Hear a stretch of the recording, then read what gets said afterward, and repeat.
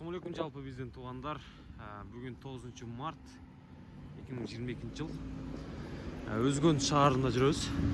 Компания банк боюнча курс боюнча. Рубль 700, мына ушундай. Доллар 98, 400. Ушундай болду. Анан анал жерге катарын тартайлы. KCB-ге барсак, KCB-де канча болот азыр?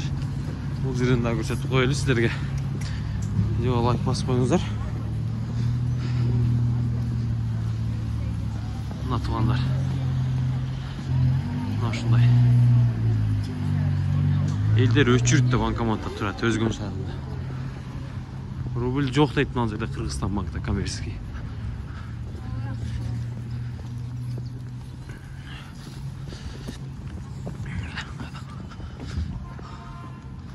Рубль жок дейт. Бұл дейін Қазақстан теңгесіне жазып қойып тұр. Рубль жоқ деп. Көрдіңіздер туғандар, Бұл заты адам толы.